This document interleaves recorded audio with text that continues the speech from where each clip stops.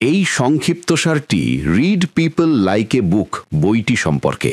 এই বইয়ে আপনি জানতে পারবেন মানুষ যা করে তা কেন করে, কিভাবে তাদের আসল উদ্দেশ্য বা মোটিভেশন বোঝা যায়, কিভাবে কারোর শরীর, মুখ এবং ছোট ছোট ইশারা দেখে তার মনের কথা পড়া যায়। শুধু তাই নয়, কিভাবে ব্যক্তিত্বের ধরন বুঝে মানুষের সাথে আরও ভালোভাবে মিশতে হয়, কিভাবে মিথ্যে ধরতে হয় এবং কিভাবে পর্যবেক্ষণের মাধ্যমে মানুষকে একটি খোলা বইয়ের মতো পড়ে ফেলা যায়। বুক বাংলাতে আমরা চেষ্টা করি আপনাদের সামনে বইয়ের সবচেয়ে গুরুত্বপূর্ণ শিক্ষা সহজ ভাষায় তুলে ধরতে। আপনি কি কখনো কারোর চোখের দিকে তাকিয়ে অনুভব করেছেন যে তারা কিছু লুকাচ্ছে? মুখে হাসি আছে কিন্তু হয়তো তার পেছনে কষ্টও আছে। শব্দ এক কথা বলছে আর শারীরিক ভাষা অন্য কথা।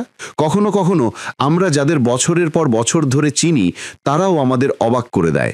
আমরা নিজেদেরকে বলি যে আমি আসলে তাদের কখনো বুঝিনি, কারণ আসল মানুষটি বাইরে থাকে না, সে ভেতরে থাকে। আর তাদের পড়াটা একটা আর্ট, একটা সায়েন্স, এক ধরনের জাদু।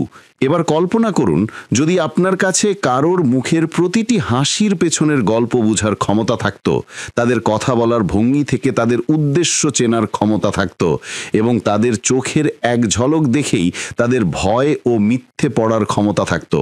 কেমন হতো যদি মানুষ আপনার কাছ থেকে কিছু লুকানোর চেষ্টা করত আর আপনি একটি শব্দ না শুনেই সব কিছু বুঝে যেতেন? এই শক্তি রিড পিপল লাইক এ বুক আপনাকে দেয়।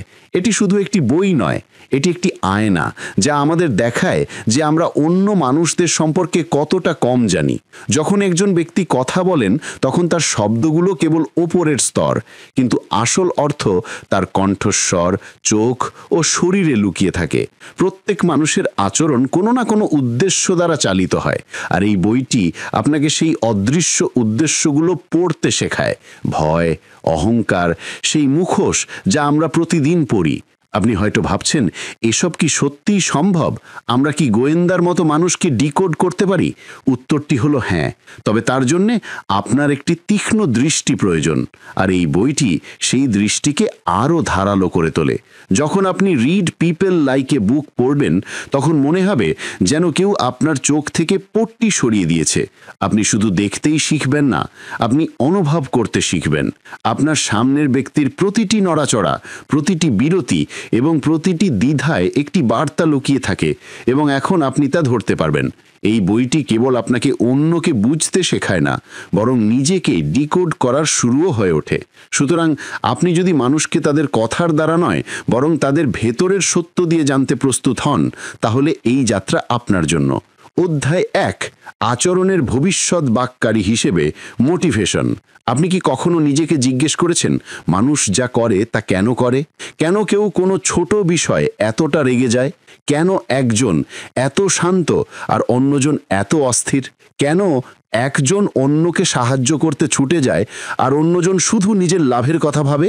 সেই জিনিসটা কি যা তাদের সবাইকে চালিত করে?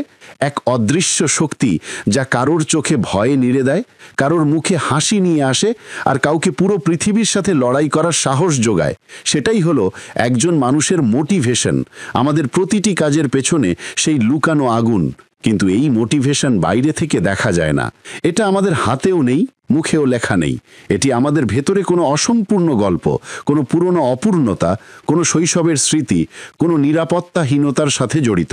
অনেক সময় আমরা যে ক্ষতগুলো ভুলে গেছি সেগুলোই আমাদের মোটিভেশন হয়ে দাঁড়ায়, আর তখন আমরা এমন কিছু করি যা অন্যদের কাছে অযৌক্তিক বা চরম বলে মনে হয়, কিন্তু আমাদের জন্য এটি আমাদের নিজের ভয় আর প্রশ্নের বিরুদ্ধে একটি নীরব লড়াই। এবার ভাবুন, যখন কেউ কারোর ওপর চিৎকার করে, তাকে ছোট করে বা প্রতিটি স্থিতিতে নিজেকে সঠিক প্রমাণ করতে চেষ্টা করে, তখন সে কি সত্যিই শক্তিশালী নাকি ভেতর থেকে ভেঙে পড়েছে? হয়তো সে নিজের মূল্য নিজে, পৃথিবীকে বা এমন কাউকে প্রমাণ করতে চায় যে এক সময় তাকে বলেছিল সে কিছুই করতে পারবে না। মোটিভেশন সবসময় অহংকারের সাথে জড়িত। নিজের অহংকার বাঁচানোর লড়াই সবচেয়ে বিপজ্জনক, কারণ এতে একজন ব্যক্তি তার আসল সত্তা ভুলে গিয়ে এমন কিছু হয়ে ওঠে যা সে কখনো হতে চায়নি। এই কারণেই যখন আমরা কাউকে বুঝতে চাই তখন আমাদের তার আচরণের আগে তার মোটিভেশন ধরা উচিত। কিন্তু এটা ততটা সহজ নয়, কারণ মোটিভেশন সবসময় সরল হয় না। যদি কেউ সাহায্য করে তার মানে এই নয় যে সে ভালো। হয়তো সে কোনো অপরাধ বোধে ভুগছে। যদি কেউ চুপচাপ বসে থাকে তার মানে এই নয় যে সে দুর্বল, হয়তো সে তার ভেতরে একটি ঝড়কে দমন করে রেখেছে। প্রত্যেক ব্যক্তি কিছু অর্জন করতে চায় এবং কিছু হারানোর ভয় পায়। সেটাই তাদের আসল মোটিভেশন। কেবল সম্মান, কেবল স্বীকৃতি, কেবল নিয়ন্ত্রণ, আবার কখনো শুধু ভালোবাসা। আমরা সবাই এক অদৃশ্য পুরস্কারের পেছনে ছুটছি, আর সেই খোঁজ আমাদের প্রতিটি অঙ্গভঙ্গি এবং প্রতিটি সিদ্ধান্তে প্রতিফলিত হয়। কিন্তু এই মোটিভেশন সবসময় যৌক্তিক হয় না, এটি অবচেতন। অর্থাৎ আমরা নিজেরাও জানি না যে আমরা কেন কিছু চাই। আর এটাই সবচেয়ে বড় ভ্রম। একজন ব্যক্তি নিজেকেই জানে না এবং অন্যদের বিচার করে। আর এখানেই আমরা সবচেয়ে বড় ভুল করি। আমরা মানুষের ভেতরের চালিকা শক্তি না বুঝেই তার কাজ দেখে তার চরিত্র নির্ধারণ করে ফেলি। কিন্তু যদি আপনি কারোর মোটিভেশন পড়তে শিখে যান, তাহলে আপনি শুধু তার মন নয়, তার হৃদয়ও পড়তে পারবেন। এবার কল্পনা করুন, যদি আপনি একজন ব্যক্তির মোটিভেশন ডিকোড করতে পারেন, তাহলে আপনি এটাও জানতে পারবেন যে তাকে বিশ্বাস করা যায় কিনা। আপনি তার কথার আগেই তার উদ্দেশ্য ধরতে পারবেন। এটি কোনো সুপার পাওয়ারের চেয়ে কম নয়।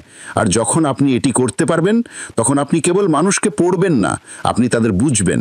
আর এটাই সেই আর্ট যা আপনার প্রতিটি সম্পর্ককে বদলে দিতে পারে, তা ব্যবসা হোক, বন্ধুত্ব হোক বা গভীর ব্যক্তিগত সম্পর্ক। কারণ যখন আপনি কাউকে তার মোটিভেশনের স্তরে বোঝেন, তখন আপনি তাকে বিচার করেন না, আপনি তার প্রতি সহানুভূতিশীল হন। আর সহানুভূতি হলো সেই শক্তি যা মানুষকে মানুষের সাথে যুক্ত করে।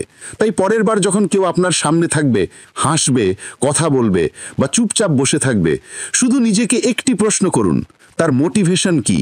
আর বিশ্বাস করুন, যখন আপনি এই প্রশ্নের উত্তর খুঁজতে শুরু করবেন, তখন আপনি মানুষের মুখ নয়, তাদের গল্প দেখতে পাবেন। অধ্যায় 2, শরীর, মুখ এবং সংকেতগুচ্ছ। কখনো কখনো কারোর মুখের এক ঝলক শব্দের চেয়ে বেশি কিছু বলে দেয়। কেউ কিছু বলে কিন্তু তার চোখ অন্য কিছু প্রকাশ করে। কেউ হাসে কিন্তু সেই হাসির পেছনে একটা গভীরতা থাকে, যেন কোনো লুকানো যন্ত্রণা, কোনো চাপা গল্প। মানুষের শরীর, তাদের মুখ, তাদের অঙ্গভঙ্গি, এই সবই একটা ভাষায় কথা বলে। এমন একটা ভাষা যা না বলেও শোনা যায়। আপনার শুধু দেখা, বোঝা এবং অনুভব করা প্রয়োজন। যখন একজন ব্যক্তি মিথ্যে বলে, তখন তার মুখ কেঁপে ওঠে, তার চোখের পলক 1 সেকেন্ডের জন্য পড়ে এবং তার ঠোঁট শক্ত হয়ে যায়। যখন কেউ ভয় পায়, তখন তার আঙুলগুলো সামান্য কাঁপে। সে ক্রমাগত তার শরীরের ভঙ্গি পরিবর্তন করে। এই সবই সংকেত, নীরব সূত্র, যেন হৃদয় শরীরের মাধ্যমে চিৎকার করে বলছে যে আমি যা বলছি তা সত্যি নয়, সাবধানে দেখো। শারীরিক ভাষা হলো সেই আর্ট যেখানে আমরা কারোর ভেতরের পুরো গল্পটা প্রতিটি ছোট ছোট জিনিস থেকে পড়তে পারি। যখন কেউ বারবার তার হাত লুকানোর চেষ্টা করে, তখন সে প্রবাবলি কিছু গোপন করছে। যখন কেউ চোখে চোখ রাখতে এড়িয়ে যায়, তখন সে কোথাও অস্বস্তিতে আছে। আর যখন কেউ আপনার কথায় মাথা নাড়ে কিন্তু তার শরীর অন্যদিকে থাকে, তখন সে মানসিকভাবে সেখানে নেই যেখানে আপনি তাকে ভাবছেন। মুখের অভিব্যক্তি মানুষের আবেগের সবচেয়ে খোলা দরজা। একজন ব্যক্তি যতই কিছু লুকানোর চেষ্টা করুক না কেন, তার মুখ এবং চোখ সবকিছু প্রকাশ করে দেয়। আপনি অভিনয়ে যতই প্রশিক্ষিত হন না কেন, আপনি 1 সেকেন্ডেরও কম সময়ের জন্য নাতা হওয়া একটি মাইক্রো এক্সপ্রেশন নিয়ন্ত্রণ করতে পারবেন না। সেই ক্ষণিকের ঝলকানি হলো সত্যি। কিন্তু এখন প্রশ্ন হলো, আমরা কি কেবল একটি সংকেত থেকে একজন ব্যক্তি সম্পর্কে সবকিছু জানতে পারি?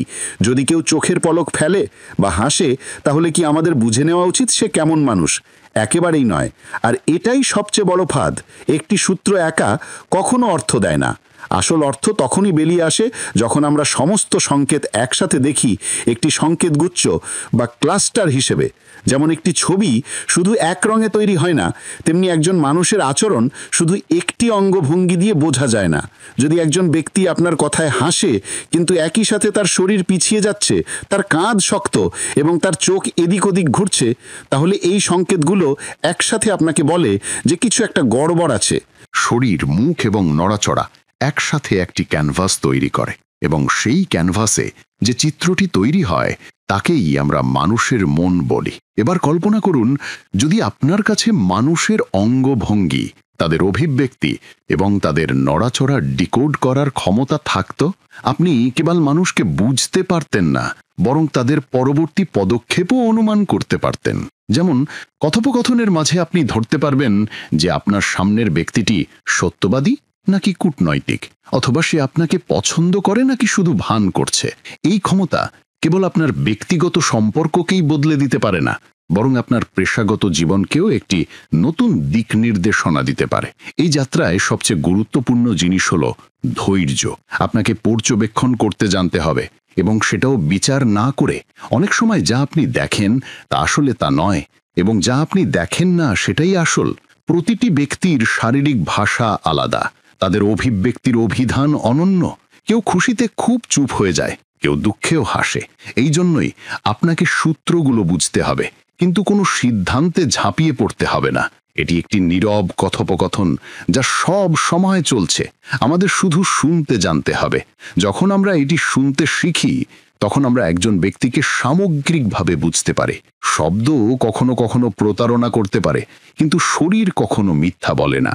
তাই পরের বার যখন কারোর সাথে দেখা করবেন, তখন শুধু সাবধানে তার চোখে, তার অঙ্গভঙ্গিতে, তার হাতের নড়াচড়ায় দেখুন। সে যা বলছে না কিন্তু অনুভব করছে, তার সবই সেখানে আছে। অধ্যায় 3, ব্যক্তিত্বের বিজ্ঞান এবং প্রকারভেদ। আপনি কি কখনো প্রথমবারের মতো কারোর সাথে দেখা করে অনুভব করেছেন যে সে আপনার থেকে সম্পূর্ণ আলাদা? তার চিন্তাভাবনা, তার প্রতিক্রিয়া, তার প্রাধান্য সবকিছুই আপনার বিপরীত। যখন আপনি কথা বলেন, সে চুপ থাকে। যখন আপনি দ্রুত কাজ করেন, সে ধীরে কাজ করে। আপনি আবেগ দিয়ে সিদ্ধান্ত নেন, আর সে শুধু যুক্তি দিয়ে। আর তখন আমরা প্রায়শই বলি যে আমাদের ব্যক্তিত্ব মেলে না। কিন্তু আপনি কি কখনো ভেবে দেখেছেন এই ব্যক্তিত্ব শব্দটি কি? এটি কি একটি লেবেল, কারোর কপালে আটকে থাকা একটি স্থায়ী ট্যাগ, নাকি এটিও পরিবর্তন এবং বিকশিত হতে পারে, ঠিক যেমন মানুষ নিজে? ব্যক্তিত্ব একটা আইসবার্গের মতো, যার ছোট্ট অংশ বাইরে থেকে দেখা যায়, কিন্তু আসল ভর ভিতরে লুকিয়ে থাকে। যা দেখা যায় তা হলো কেবল অভ্যাস, অভিব্যক্তি এবং বাহিরের আচরণ। কিন্তু যা দেখা যায় না তা হলো মানসিকতা, ভয়, আকাঙ্ক্ষা এবং একটি সম্পূর্ণ অভ্যন্তরীণ প্রক্রিয়া যা সেই ব্যক্তির পরিচয়কে চালিত করে। এবার কল্পনা করুন যে আপনি মানুষকে বোঝার জন্য এমন একটি লেন্স পড়েছেন যা আপনাকে কেবল তাদের বাইরের মুখই নয়, তাদের অভ্যন্তরীণ সিস্টেমও দেখতে দেয়। আপনি জানতে পারবেন যে একজন ব্যক্তি ঝুঁকি নিতে পছন্দ করে নাকি নিরাপদ থাকতে। সে গভীরভাবে আবেগপ্রবণ নাকি সামাজিকভাবে বিচ্ছিন্ন। সে একজন নেতা নাকি একজন পর্যবেক্ষক। আর আপনি এই সব কিছুই খুব বেশি আলাপচারিতা ছাড়াই বুঝতে পারবেন। শক্তিশালী শোনাচ্ছে, তাই না? ব্যক্তিত্বের বিজ্ঞান এই সুপার পাওয়ারটি অনুসন্ধান করে। প্রত্যেক ব্যক্তি একটি অনন্য মনস্তাত্ত্বিক প্যাটার্নের সাথে বাঁধা, এবং সেই প্যাটার্নই ভবিষ্যৎবাণী করে যে সে যে কোনো পরিস্থিতিতে কিভাবে প্রতিক্রিয়া জানাবে। কিছু মানুষ এমন হয় যারা ভিড় পছন্দ করে। তারা মানুষের সাথে কথা বলে শক্তি পায়। আমরা তাদের এক্সট্রোভার্ট বলি।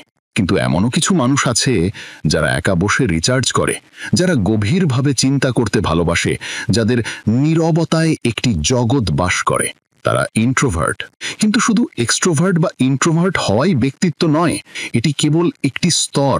আসল কাঠামো এর চেয়েও অনেক বেশি জটিল। ব্যক্তিত্বের পেছনে রয়েছে মোটিভেশন।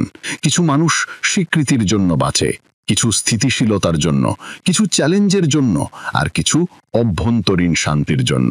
কেউ প্রভাবশালী হতে চায়, কেউ সহানুভূতিশীল হতে চায়, কেউ নিয়ম ভাঙতে স্বাচ্ছন্দ্য বোধ করে, আর অন্যজন প্রতিটি নিয়মকে পবিত্র মনে করে। আর যখন আমরা এই প্যাটার্নগুলো চিনতে শিখি, তখনই আমরা সত্যিকারী মানুষকে বুঝতে পারি। কল্পনা করুন যদি আপনি বুঝতে পারতেন যে আপনার সামনের ব্যক্তিটি আবেগ দিয়ে না যুক্তি দিয়ে সিদ্ধান্ত নেয়, সে ধারণার জগতে বাস করে নাকি বাস্তববাদী কাজে, তাহলে আপনি কেবল তার সাথে ভালোভাবে যোগাযোগ স্থাপন করতে পারতেন না, বরং তার সাথে দ্বন্দ্ব এড়াতে পারতেন। কারণ অনেক সময় ভুল বোঝাবুঝি শুধু এ কারণেই হয় যে আমরা অন্য ব্যক্তির লেন্স দিয়ে জিনিসগুলো দেখার চেষ্টাই করি না। ব্যক্তিত্ব বোঝা হলো একজন ব্যক্তির ম্যানুয়াল পড়ার মতো। এমন একটি ম্যানুয়াল যা বলে দেয় কোন জিনিসগুলো তাকে কষ্ট দেয়, কোনগুলো তাকে উত্তেজিত করে, আর কোনগুলো তাকে নিরাপদ বোধ করায়। এই বোঝাপড়া আপনাকে প্রতিটি সম্পর্ককে সুস্থ এবং শক্তিশালী করার ক্ষমতা দেয়। আর হ্যাঁ, ব্যক্তিত্ব স্থির নয়। এটি একটি নদীর মতো যার প্রবাহ বয়স, অভিজ্ঞতা এবং কষ্টের সাথে পরিবর্তিত হয়। কখনো একটি ট্রমা একটা প্রফুল্ল ব্যক্তিকে ইন্ট্রোভার্টে পরিণত করে, আবার কখনো একটি ছোট্ট সফলতা একজন চুপচাপ ব্যক্তিকে আত্মবিশ্বাসী করে তোলে। তাই ব্যক্তিত্বকে লেবেল লাগাবেন না, এটিকে একটি যাত্রা হিসেবে দেখুন। এখন প্রশ্ন ওঠে যে এই যাত্রা ডিকোড করা যায় কিভাবে? কিভাবে বুঝবো কোন প্যাটার্ন কোন ব্যক্তির ক্ষেত্রে প্রযোজ্য? এখানে ব্যক্তিত্বের টাইপোলজি টুলস যেমন MBTI, বিগ 5 এবং ইনিয়াগ্রাম সাহায্য করে। এগুলো কাউকে বাক্সে বন্দি করার কাঠামো নয়, বরং অন্যদের জগতে পৌঁছার সেতু। কিন্তু টুলসের চেয়েও গুরুত্বপূর্ণ হলো আপনার উদ্দেশ্য। আপনি কি কাউকে বুঝতে চান যাতে আপনি তাকে নিয়ন্ত্রণ করতে পারেন, নাকি যাতে আপনি তাকে যেমন আছে তেমন ভাবে গ্রহণ করতে পারেন? এই পার্থক্যই নির্ধারণ করে যে আপনার জ্ঞান সহানুভূতিতে পরিণত হবে নাকি ম্যানিপুলেশনে। যখন আপনি ব্যক্তিত্বকে তার সম্পূর্ণ জটিলতায় দেখতে শুরু করেন, তখন আপনি মানুষের বাহ্যিক কাজের পেছনের গভীর সত্য দেখতে শুরু করেন। তখন আপনি বিচার করেন না, আপনি সংযোগ স্থাপন করেন। আর এটাই সেই সংযোগ যা মানুষকে মানুষের সাথে যুক্ত করে এবং সম্পর্ককে গভীরতা দেয়। অধ্যায় 4, মিথ্যা শনাক্তকরণ। কখনো কেউ আপনার চোখে চোখ রেখে কিছু বলেছে, আর তবু আপনার হৃদয় বলেছে কিছু একটা গড়বড় আছে।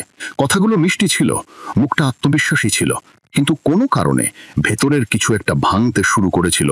যেন আপনার সামনের ব্যক্তিটি সত্যি বলছে না, যেন এমন একটি ছায়া ছিল যা দেখা যাচ্ছিল না, কিন্তু অবশ্যই অনুভব করা যাচ্ছিল। এমনই এক মুহূর্তে সেই শিল্পের শুরু হয় যা প্রত্যেক ব্যক্তি শিখতে চায়, মিথ্যা ধরা। মিথ্যা শুধু একটি শব্দ নয়, এটি একটি অভিনয়। এটি কারোর চোখ, অঙ্গভঙ্গি, কণ্ঠস্বর এবং শরীরে লুকানো একটি ভ্রম। যখন কেউ মিথ্যা বলে, তখন সে তার ভিতরে একটি যুদ্ধ লড়াই করতে থাকে, তার সত্যকে দমন করতে, তার ভয়কে লুকাতে। আর সেই যুদ্ধের সময় তার শরীর ধীরে ধীরে তার সাথে বিশ্বাসঘাতকতা শুরু করে দেয়। সমস্যা হলো, আমরা প্রায়শই সেই অভিনয়কে শব্দের স্তরে বিচার করি, কিন্তু আসল সূত্রগুলো সেখানে থাকে যেখানে আমরা খুব কমই তাকাই। মিথ্যা ধরা কোনো মাজুক নয়, এটি একটি নীরব অভ্যেস পর্যবেক্ষণ। সেই চোখ যা পৃষ্ঠের নিচে দেখে, সেই কান যা বিরতি এবং স্বরের ওঠা নামা শোনে, আর সেই প্রবৃত্তি যা বলে সব কিছু ঠিক মনে হলেও কিছু একটা অনুপস্থিত। যখন একজন ব্যক্তি মিথ্যা বলে, তখন তার মন একই সাথে দুটি কাজ করে, একটি গল্প তৈরি করা এবং নিজেকে স্বাভাবিক দেখানো। আর এই দ্বৈত চাপই তাকে প্রকাশ করে দেয় যেমন একজন অভিনেতা যিনি স্ক্রিপ্ট মনে রেখেছেন কিন্তু আবেগ হারিয়ে ফেলেছেন। অনেক সময় আমরা ভাবি যে মিথ্যা ধরার মানে হলো অন্য ব্যক্তির চোখে চোখ রাখা, তার হাসি পড়া এবং তার অঙ্গভঙ্গির দিকে মনোযোগ দেওয়া। আর হ্যাঁ, এই সব কিছুই প্রয়োজন, কিন্তু সবচেয়ে বড় সংকেত হলো অসঙ্গতি। গল্পের ফাটল, কণ্ঠস্বরে হঠাৎ দ্বিধা, মুখে এমন একটি আবেগের ঝলক যা আসল কথার সাথে মেলে না। এগুলোই মাইক্রো সিগন্যাল। আর এই মাইক্রো সিগন্যালগুলো ধরাই হলো একটি প্রশিক্ষিত মনের কাজ। কিন্তু এই যাত্রায় সবচেয়ে গুরুত্বপূর্ণ বিষয় হলো সন্দেহকে নিশ্চয়তা বলে ভুল করা না। কখনো কখনো কেউ উদ্বিগ্ন, নার্ভাস, কিন্তু মিথ্যাবাদী নয়। কখনো কখনো কেউ চোখে চোখ রাখতে এড়িয়ে যায় কারণ সে অস্বস্তিতে আছে, কারণ সে কিছু লুকাচ্ছে, এমন নয়। এই জন্যই মিথ্যা ধরাকে অহংকারের অস্ত্র বানাবেন না, এটিকে একটি দায়িত্ব হিসেবে দেখুন। একটি মিথ্যা ধরতে হলে আমাদের অন্য ব্যক্তির বেস লাইন ব্যবহার জানতে হবে, যার মানে হলো তার স্বাভাবিক প্রতিক্রিয়া কি। সে কি সাধারণত দ্রুত কথা বলে? সে কি স্বাভাবিকভাবেই একটু এড়িয়ে যায়?